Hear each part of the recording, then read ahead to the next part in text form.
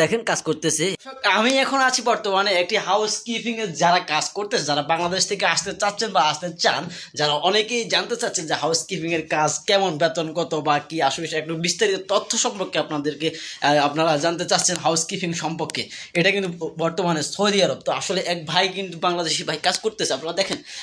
তো আজকের এই ভিডিওতে একটু স্কিপ না দেখতে থাকুন সম্পূর্ণ ভিডিওটি, আশা করি আপনাদের কাছে ভালো লাগবে। এবং যদি আমার ভিডিওগুলো একটু হলেও আপনাদের কাছে ইনফরমেটিভ লাগে, অবশ্যই আমার চ্যানেলটি সাবস্ক্রাইব করবেন এবং পাশে থাকা বেল আইকনটাকে ক্লিক করে দিবেন।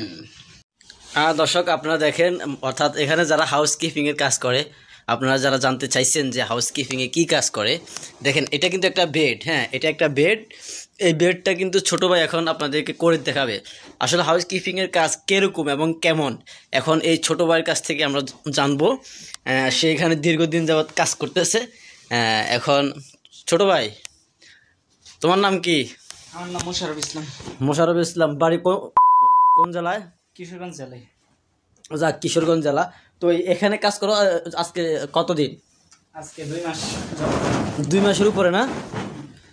2 মাসের উপরে। তো ভাইয়া আসলে আমরা জানতে চাচ্ছিলাম, এই যে মনে করো তুমি যে এখানে কাজ করো, মানে কাজে কিরকম, মানে কষ্ট আছে কি না? হ্যাঁ, কাজে তেমন বেশি কষ্ট নেই। তেমন বেশি কষ্ট হয় না?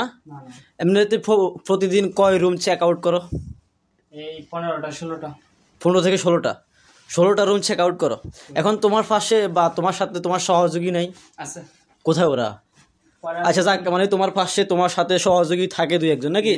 এখন মূলত যদি কাজটা একটু রাখো, মূলত তুমি আমাকে একটু দেখাও যে এখানে তুমি কি কি কাজ করতে হয় একটা রুমে চেক আউট করার সময়।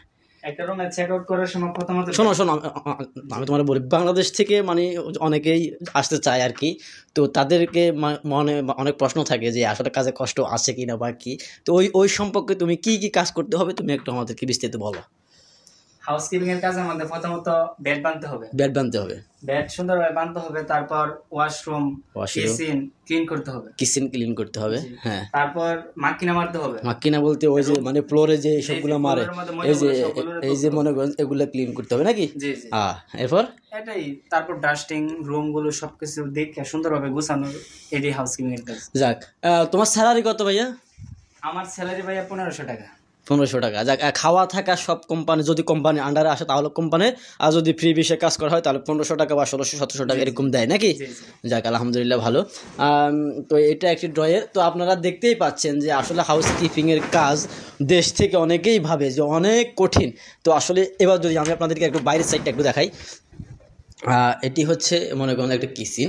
এই কিচেনটাকে আপনি ক্লিন করতে হবে। একটি গেস্ট যখন একটি রুমে থাকে, ওই রুম থেকে যখন গেস্টে যখন চলে যায় তখন সেটাকে বলে চেক আউট সাধারণত। তো চেক আউট যখন মানে করে তখন কিন্তু গেস্টে যে মনে করেন তার যাবতীয় অনেক কিছুই রেখে যায়। তো এগুলো আপনি ক্লিন করতে হবে সাধারণত।